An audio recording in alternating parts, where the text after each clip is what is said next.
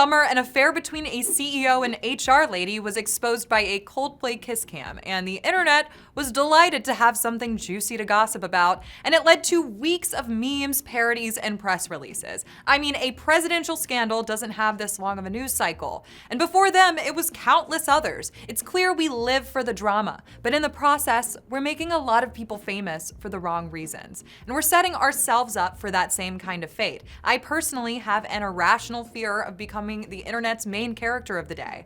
I always imagine it goes something like this. I do something incredibly embarrassing in public, like freaking out on a plane, or slipping on a banana peel, or saying something stupid to those man-on-the-street interviewers, and suddenly my phone is blowing up. People from middle school are texting me, and they saw my worst moments while scrolling through Instagram reels. My life becomes a meme and I never live it down, or worse than becoming trapped in a meme asylum, I get canceled by mentally ill teenagers on TikTok. And apparently, I'm not alone in my anxieties about modern life. Gen Z has stopped drinking, partying, and doing anything that might be considered fun because the consequences of getting a little too silly these days are pretty high. When will you learn that your actions have consequences? As wannabe influencers are making Faustian bargains to gain internet notoriety by embarrassing random strangers, we are all suffering the consequences. But it's not just TikTokers and man-on-the-street interviewers. Most of us are guilty of creating this emerging surveillance culture that threatens to rip all the joy out of our lives, save for the joy of watching someone else's life fall apart, of course. It seems the internet takes no greater pleasure than witnessing someone's downfall and being the one to document it. Hey everyone, and welcome back to Undoctrination. My name is Maggie, and it's been on my heart to write this video for a while. But first, a disclaimer, there will be sensitive subjects discussed in this video, so proceed with caution. I have long had a discomfort with cultural institutions that make the private and personal public and sensational. I used to believe there was no worse profession than being a paparazzi, and while I have discovered a few other jobs that could be considered slightly more depraved, I hold to the idea that humans deserve space, boundaries, and a life mostly lived out of the public eye. But as a child of the internet, I also grew up in an era where we all opted into sharing ourselves with the entire world, or at least what we wanted the world to know. But at a certain point, we became less discerning, more comfortable with showing our messy rooms to TikTok, oversharing about our relationship or parenting problems, and less conscious that other people around us might not have the same level of openness. Leave me alone! We began sharing other people's business quite often, and now we've become mini reporters everywhere we go, documenting crime scenes, wedding dance floor fails, and filming burrito rollers at Chipotle to see if they'll give us a bigger scoop of chicken. Apparently if you film while ordering at Chipotle, they'll give you more food, so I'm gonna put that to the test.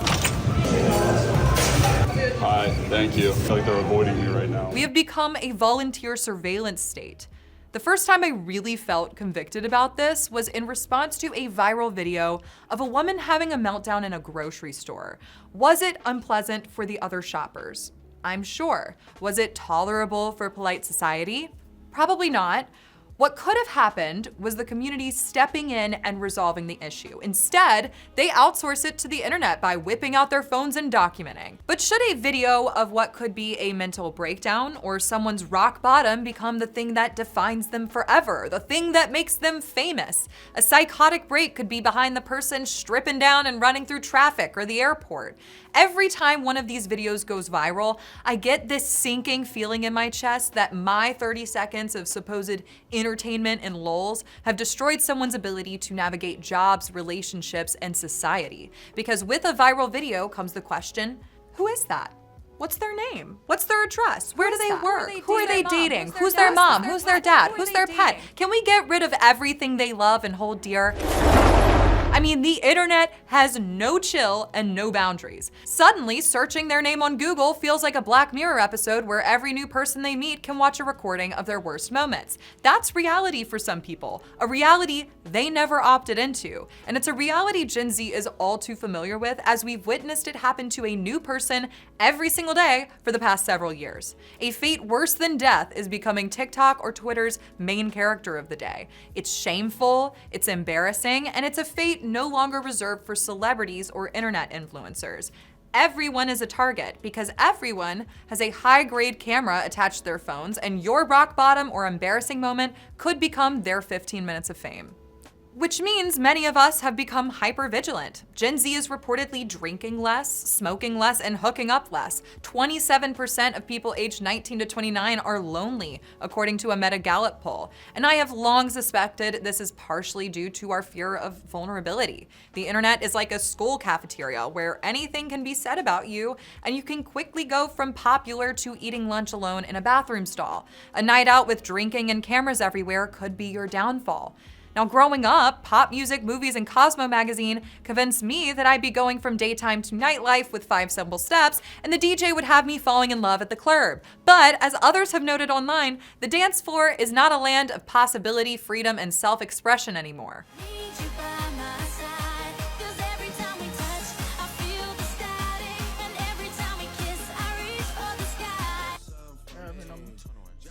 Can I have your number? I'm sorry? Can I have your number? Oh, no, thank you. We are a stiff people, and many journalists and TikTokers have waxed poetic about the death of the nightclub in recent years. But who can blame Gen Z for being buried in their phones and sipping mocktails at the lo-fi house music function? Not that there's anything wrong with mocktails, I love all my sober kings and queens out there. But if every time you go out, some guy is standing outside the club preying on your lowered inhibitions and asking you deeply personal questions with a camera pointed in your face, I doubt you'll feel super eager to let loose and lower your guard. The internet is now full of gotcha content, which ranges from people on the street not knowing our nation's capital to capturing strangers' moral transgressions so the internet can expose them and debate their actions for the next 3 to 5 business days. Moral transgressions should face consequences, and believe it or not, before the internet existed, people still got in trouble for behaving badly. The communities that once held us accountable have gone from a size of roughly 100 or so individuals to well over 5 billion people. I think using the internet as the community police is something that should be reserved for when an institution fails spectacularly to protect vulnerable people. I'm talking about cases of abuse and corruption, where the system inside an organization or community is protecting the abuser from consequences. When the CEO and chief people officer were caught snuggling and immediately hid from the cameras, we all instantly knew they were having an affair. Suddenly, this affair became all of our business. We were the town busybodies whispering and giggling at the salon. The two canoodlers certainly needed to face consequences for their actions, but have we all taken a step back since to think about how we literally do not know these people? And we were all up in their business, using what is a personal tragedy for their spouses as a source of memes and entertainment. One can argue that the internet has brought greater accountability, but at what cost? Is accountability really supposed to be the entire world knowing your greatest sins and leaving little room for redemption? We only see these people at their lowest points and rarely witness the journey back to being healed and redeemed. Many times we don't allow them to take that journey because their low moments follow them everywhere. And this is the point in the video where if you're sensitive to discussions of suicide, I would skip to the timestamp on the screen. There have been several cases where negative internet notoriety has led the person to end their own lives. Jeffrey Wegler's was found in his car after poisoning himself. But years earlier, he was captured on camera throwing a sandwich at a pregnant McDonald's employee after being given the wrong one. Not a good moment or acceptable thing to do, clearly, but the video went viral and totally destroyed his life. He couldn't get a job, had to drain his 401k, and even changed his name, but nothing fixed the problem. And now he's gone. A moment that could have led to some self-reflection and growth became an inescapable low. You know, I don't know about you, Coach, but I hope that either all of us or none of us are judged by the actions of our weakest moments, but rather by the strength we show when and if we're ever given a second chance. I am not of the belief that our worst moments have to define us, but the internet doesn't agree. It preserves people like Bugs and Amber at rock bottom. And I think this lack of redemption has been psychologically damaging to my generation. No one is comfortable with assuming the villain role, obviously, but I think we're witnessing a pathological aversion to admitting wrongdoing because the consequences for not being a totally perfect, amazing sweetie pie on the internet are really high. I am perfect. A moment where you behaved selfishly or cruelly towards someone makes you a villain for life. So this often forces us to assume a victim role or play the blame game for psychological protection. In this role, we have no agency or responsibility for things falling apart or relationships ending.